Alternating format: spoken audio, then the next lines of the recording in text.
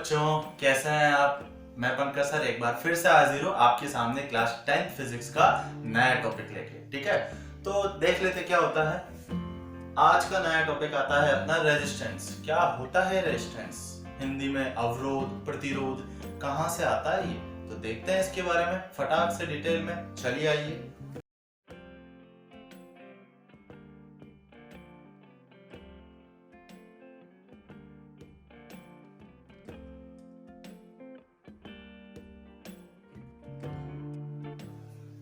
तो बच्चों देखिए, यहाँ पे मैंने रेजिस्टेंस की डिफाइन लिख दी है, ठीक है ना। अब यहाँ ये क्या कहती है एक बार जरा पढ़िएगा। It is the property of conductor to oppose the flow of charges. Meaning आपकी किसी भी कंडक्टर में जब इलेक्ट्रॉन्स या जब चार्ज फ्लो करता है तो कंडक्टर अगर उस चार्ज को, उस फ्लो को अगर रोकता है तो बस उसी प्रॉपर्टी ऑफ द कंडक्टर को ही आपके रेजिस्टेंस बोला जाता है, ठीक है ना। अब जनरली अगर अपन यहाँ पे देखें तो कंडक्टर के अलावा जैसे नॉन कंडक्टर जिसमें इलेक्ट्रिक करंट फ्लो नहीं होता, तो मीनिंग क्या है कि उसका रेजिस्टेंस जो है बहुत ज्यादा है, तभी तो उससे इलेक्ट्रॉन या चार्ज फ्लो नहीं हो पा रहा है, ठीक है ना। So that is the basic simple theory अपने। तो अब नाउ इसके बाद अगर अपन देखें तो अपने ओम्स लॉ में क्या पढ़ा था, V equals to I R, जहां पे V का मतलब क्या होता है,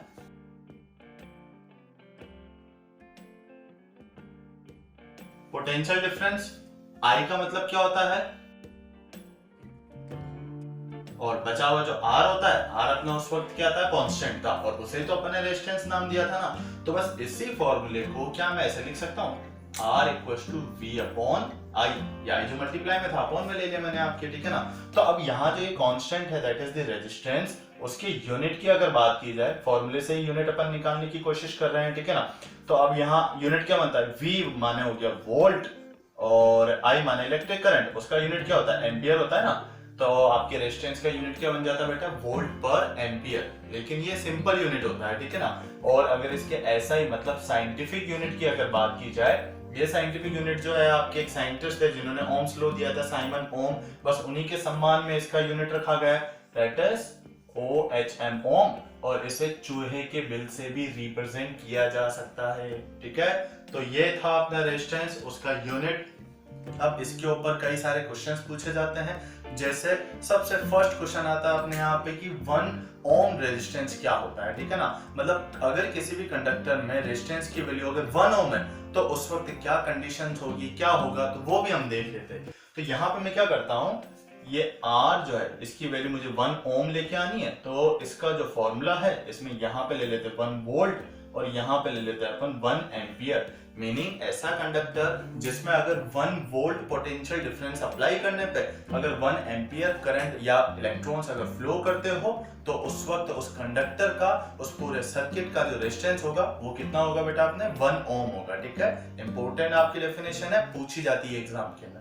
तो यहां तक आपको क्लियर हुआ होगा। अब नाउ रेजिस्टेंस की अगर बात की जाए ना, तो अब रेजिस्टेंस कैसे वेरी करता है आपके, किस तरीके से ये वायर में ऊपर नीचे पाया जाता है, तो उसके बारे में भी अपन देख लेते हैं। तो आइए बेटा।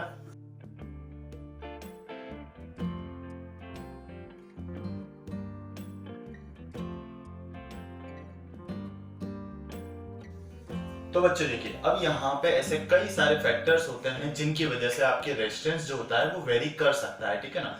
भाई इससे पहले मैं एक बार वापस इसकी डिफाइन बोलना चाहूंगा कि it is the property of a conductor. मतलब आपकी कोई भी कंडक्टर होता है ना, ये उसकी एक कैरेक्टरिस्टिक प्रॉपर्टी होती है, ठीक है ना। तो अब यहाँ पे रेजिस्टेंस जो होता है वो मेनली 3 चीजों के ऊपर डिपेंड करता है। अब वो क्या होती है वो भी देखिए।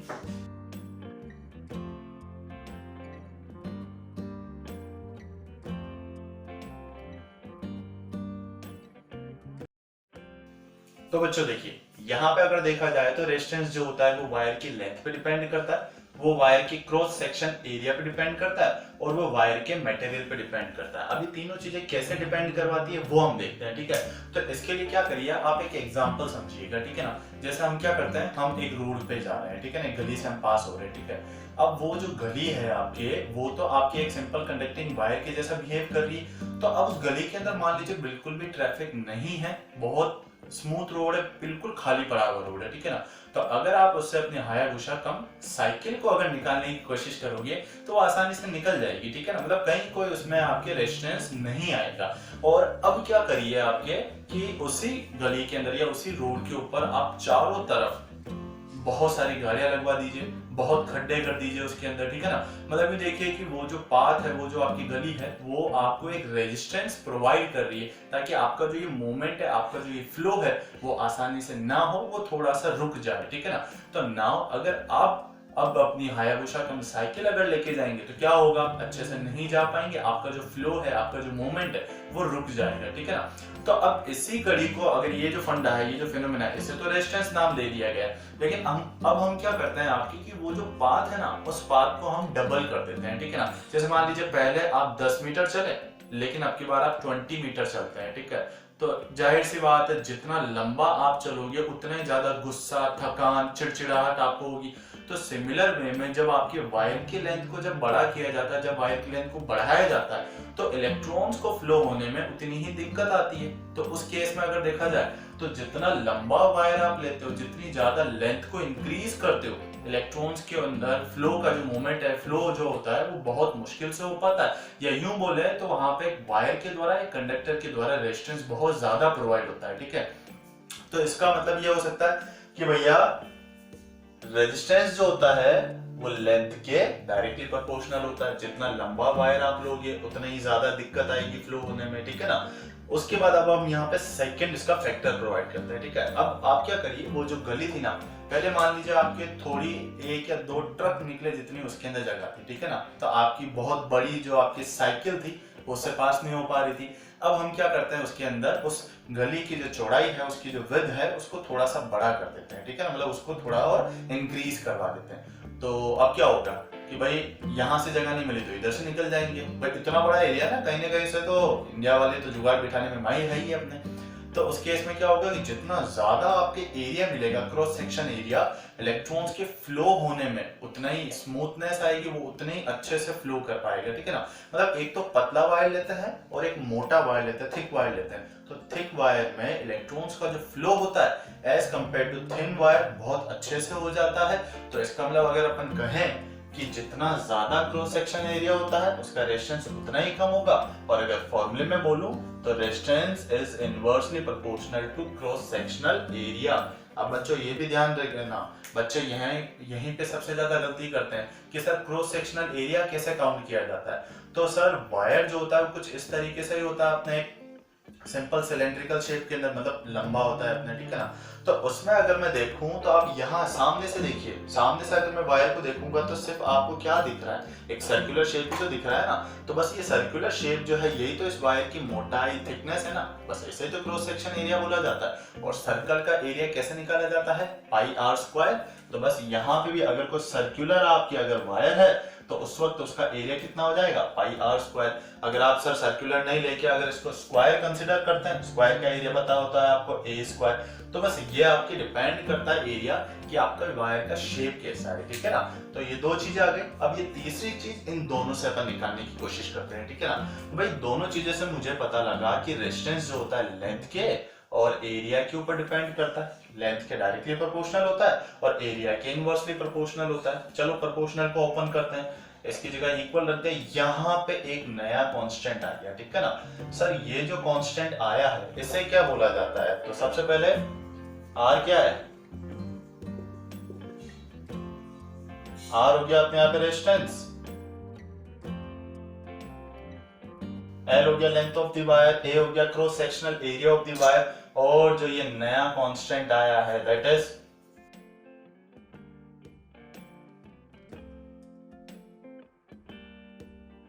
तो बच्चे देखिए यहाँ पे ये रो का मतलब क्या होता है, इस रो का मतलब होता है रेजिस्टिविटी और स्पेसिफिक रेजिस्टेंस। अब ये कौन सी चिड़िया का नाम है सर, फटाफट से इसको भी समझाइए ना। ये कौन सा सर नया बखेड़ा खड़ा कर दिया आपने, तो समझते हैं इसके बारे में भी। लेकिन उससे पहले अब तक जो हमने पढ़ा है उसके कुछ इंपॉर्टेंट नोट्स है, वो देख लीजिए आप पहले।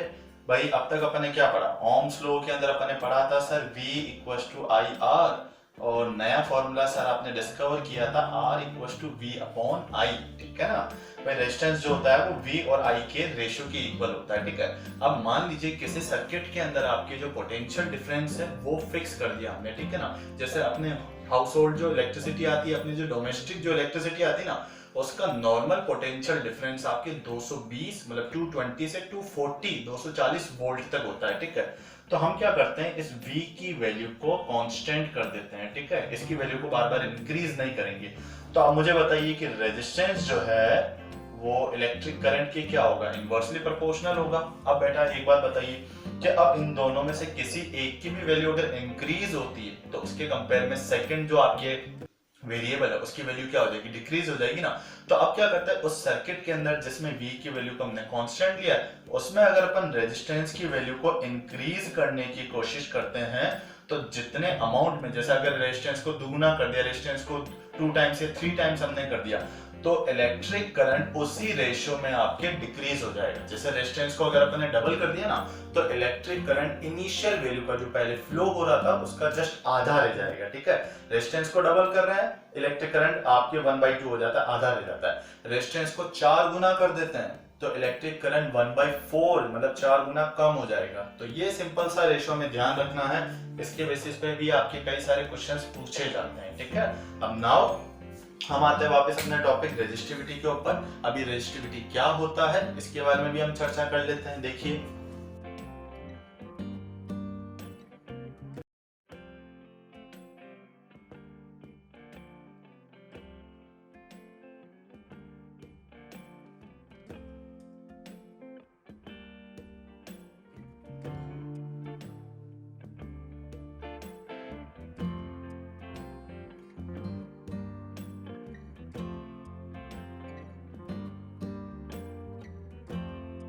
तो बच्चों देखिएगा, अब यहाँ पे रेजिस्टिविटी के बारे में मैंने लिख दिया है, ठीक है। अब क्या कहता है ये कि sir it is the characteristic property of the material of wire, meaning कि आपके यहाँ जो वायर या कंडक्टर हम चूज कर रहे हैं, आपके जो ले रहे हैं काम में, उसका मटेरियल किस चीज से बना हुआ है। लाइक जैसे अगर वो कॉपर का है, वो एल्यूमिनियम का है, या वो कोई अलॉय है, तो वो जो मटेरियल है ना उसकी कैरेक्टरिस्टिक प्रॉपर्टी आपकी रेजिस्टिविटी कहलाती है, ठीक है ना। मेनली आपके ये लेंथ और एरिया पे डिपेंड नहीं करता है, ठीक है ना। चाहे कितना भी लंबा वायर ले लीजिए उसके ऊपर ये डिपेंड नहीं करता है। और तीसरी सबसे इंपॉर्टेंट थिंग कि ये आपके टेम्परेचर के साथ वेराई करता है, चेंज करता है। इवन रेजिस्टेंस की वैल्यू भी टेम्परेचर के साथ में चेंज हो जाती है, ठीक है ना।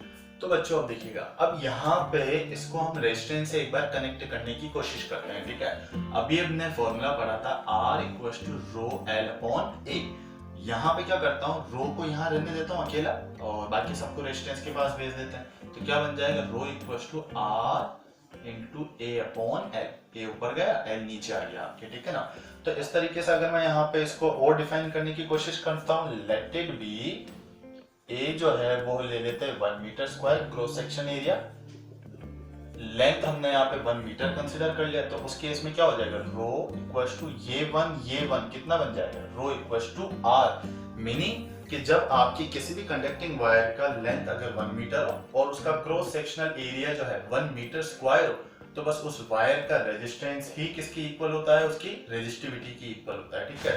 अब यहाँ पे इसकी यूनिट की भी बात कर लेते हैं। सर रेजिस्टिविटी का यूनिट क्या होता है ये भी समझा दो, दोनों ऐसा यूनिट भी देख लेना, ठीक है ना। वैसे तो मैं ऐसा यूनिट ही समझाऊंगा, ये लो भाई साहब ऐसा यूनिट, ठीक है। क्या है फॉर्मूला सर, ये रहा फॉर्मूला। किस किस पे डिपेंड करता है, रेजिस्टेंस का हो गया ओम, और ए और एल क्या होता है सर, ए का मीटर स्क्वायर और इसका हो गया मीटर। गणित की समझ है कि नहीं, ये लीजिए कट गया, क्या बन गया, ओम मीटर। मतलब रेजिस्टिविटी का ऐसा यूनिट क्या होता है, ओम मीटर। बहुत अच्छा यूनिट है, याद कर लीजिएगा, एग्जाम में पूछा जाएगा, ठीक है। So that is the resistivity. अब इसके बारे में जरा प्रैक्टिकल भी समझ लीजिए कि होता क्या है आपकी, ठीक है। हम क्या करते हैं सर, यहाँ पे रेजिस्टिविटी को रेजिस्टेंस से समझने की कोशिश करते हैं कि अगर मान लीजिए लेंथ आपकी किसी वायर की 1 मीटर मतलब यूनिट आपकी डिस्टेंस है और उसका एरिया भी यूनिट है, तब जाके तो आपके रो आर के इक्वल हुआ था। मतलब रो जो है वो मेनली आपकी क्या होता है, किसी भी वायर में जो यूनिट डिस्टेंस का रेजिस्टेंस होता है। मतलब अगर 10 मीटर वायर लंबा ले लिया, ठीक है, 10 मीटर का, उसका रेजिस्टेंस कितना भी हो हमें कोई फर्क नहीं पड़ता। लेकिन अगर उसमें एक एक मीटर के हिसाब से रेजिस्टेंस निकालते, यूनिट डिस्टेंस का जो रेजिस्टेंस होता है बस उसे ही आपकी रेजिस्टिविटी बोला जाता है। आप चाहे उस वक्त 10 मीटर की जगह 20 मीटर ले लीजिए, लेंथ बढ़ने के साथ रेजिस्टेंस बढ़ रहा है, लेकिन जो पर मीटर का रेजिस्टेंस है दैट इज द रेजिस्टिविटी, वो इंक्रीज नहीं हो रहा था। अगर मान लीजिए 1 मीटर यूनिट डिस्टेंस का रेजिस्टेंस मान लो 5 ओम है, तो आप 20 मीटर लंबा वायर लो, आप 100 मीटर लंबा वायर लो, कोई फर्क नहीं पड़ता। 1 मीटर का अभी भी आपकी जो फिक्स रेजिस्टेंस हमने काउंट किया था वो उतना ही रहेगा, वो लेंथ के साथ या एरिया के साथ इंक्रीज नहीं होगा। इसी वजह से तो हमने ये लिखा है कि it does not change with length and area. Unit होता है, ये फिक्स होता है, और ये मेनली किस पे डिपेंड करता है, ये मटेरियल ऑफ द वायर पे डिपेंड करता है। तो ये बहुत इंपॉर्टेंट थिंग है, इन दोनों के बीच में डिफरेंस पूछा जाता है कि what is the difference between resistance and resistivity. तो बच्चों याद कर लीजिएगा इसे फटाफट। तो ये तो था बेटा अपने रेजिस्टिविटी। अब इसके ऊपर बेस्ड कुछ न्यूमेरिकल्स है, वो न्यूमेरिकल भी हम करके देख लेते हैं। इससे थोड़ा और क्लियर हो जाएगा आपको, और समझ में आ जाएगा कि रेजिस्टेंस और रेजिस्टिविटी दोनों क्या होता है। ठीक है, तो चलिए इसकी न्यूमेरिकल भी कर लेते हैं। तो बच्चों देखिए, न्यूमेरिकल जो है मैं आपके बोलता जाता हूँ, और उसके अंदर जो गिवन वर्ड्स है वो भी हम लिखते जाते हैं। ठीक है, अब न्यूमेरिकल जो होते हैं, कई बच्चे कहते हैं कि सर इलेक्ट्रिकल, ये जो चैप्टर इलेक्ट्रिसिटी, इसके न्यूमेरिकल बड़े टफ होते हैं। ठीक है ना, इजी से इजी न्यूमेरिकल भी उनको टफ लगने लग जाता है। तो ऐसा है, फिजिक्स में जब भी आप न्यूमेरिकल करते हैं तो उसमें कुछ स्टेप्स होती है, बहुत सिंपल सी स्टेप है कि न्यूमेरिकल करते वक्त सबसे पहले उसमें गिवन दैट जो होता है वो आप एज इट इज लिख दीजिए। ठीक है ना, तो रूल नंबर मैं भी अप्लाई कर देता हूँ। ये लीजिए, मैंने लिख दिया है गिवन दैट, जो भी आपकी गिवन है न्यूमेरिकल में, क्योंकि कुछ हेल्प तो आपको क्वेश्चन कर ही देता है। ठीक है ना, अब जैसे एक क्वेश्चन आपको दिया हुआ है, क्या दिया हुआ है कि length of the wire is L. ठीक है, देखिए क्वेश्चन आपके सामने दिया हुआ है कि एक वायर है जिसकी लेंथ अपने को इनिशियली कितनी गिवन है, एल गिवन है, और इसका एरिया कितना गिवन है। ये देखिए बच्चों, एरिया आपको यहाँ पे ए गिवन है। ठीक है ना, अब नाउ इसका रेजिस्टेंस जो है आपकी क्या होगा। ठीक है, रेजिस्टेंस निकाल लेंगे हम, कोई बड़ी बात नहीं है। ठीक है,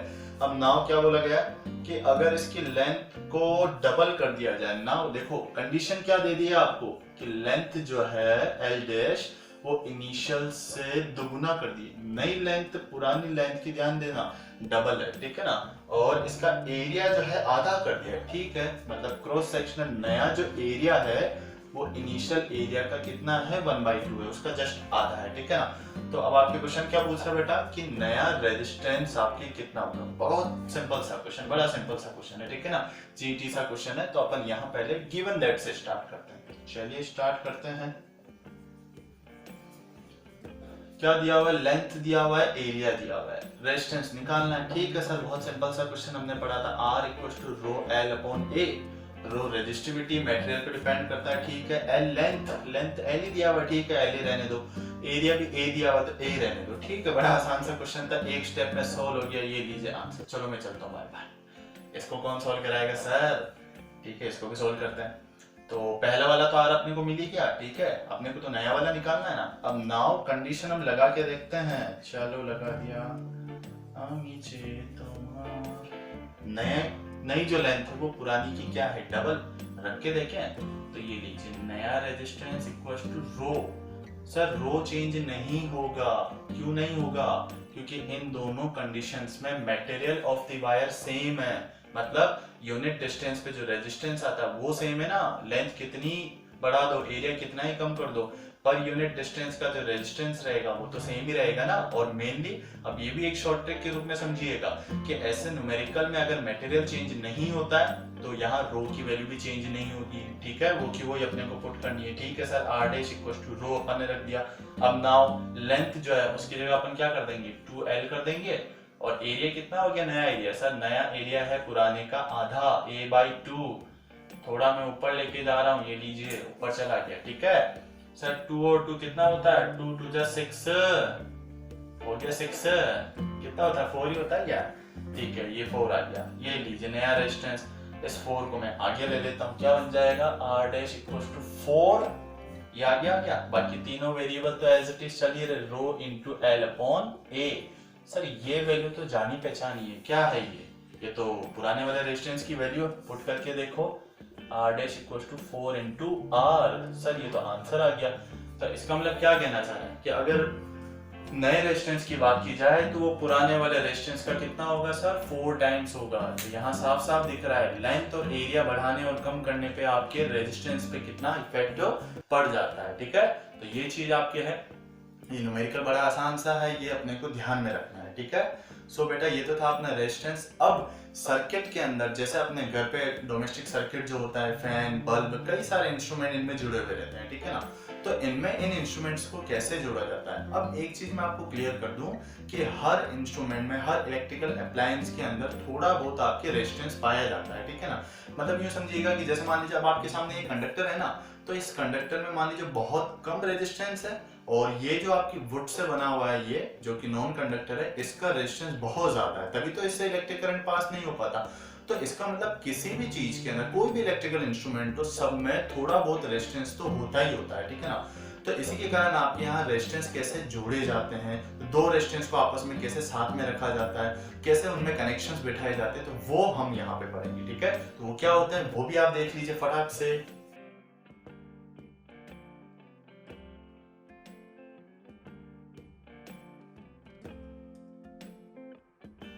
तो बच्चों देखिए, अब यहाँ पे रेजिस्टेंस जो है उनको कंबाइन करने के, उनको जोड़ने के मेनली दो तरीके होते हैं, ठीक है ना। सबसे पहले आता है अपने सीरीज कनेक्शन, और सेकंड आता है पैरेलल कनेक्शन, ठीक है ना। सीरीज और पैरेलल के बारे में थोड़ा बहुत आइडिया मैं आपको पहले वाली वीडियोस में भी देख चुका हूँ, भाई सीरीज और पैरेलल आपके कनेक्शन क्या होते हैं। तो आज शुरुआत अपन करते हैं सीरीज कनेक्शन से। तो देखिए बेटा,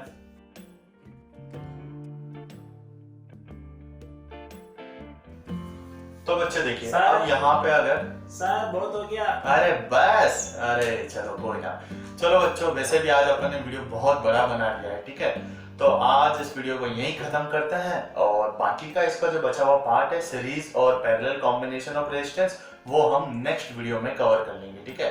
तब तक आप इस वीडियो को देखिए, और इस वीडियो के अंदर जितने भी आपके डाउट्स आते हैं उन्हें फटाफट जाके सॉल्व करिए, और अगर फिर भी रह जाते हैं तो उन्हें कमेंट सेक्शन में डालिए, ताकि उस पर हम नया वीडियो बना सकें, ठीक है ना बेटा। तो फटाफट जाइए, वीडियो देखिए, इस चैनल को लाइक करिए, सब्सक्राइब करिए, और अपने दोस्तों के अंदर इसे आग के जैसे फैला दीजिए, ठीक है ना, क्योंकि ये तो आपका अपना ब्यूटीफुल सा चैनल है ना, सर की स्कूल। ओके बेटा, बाय बाय, थैंक यू।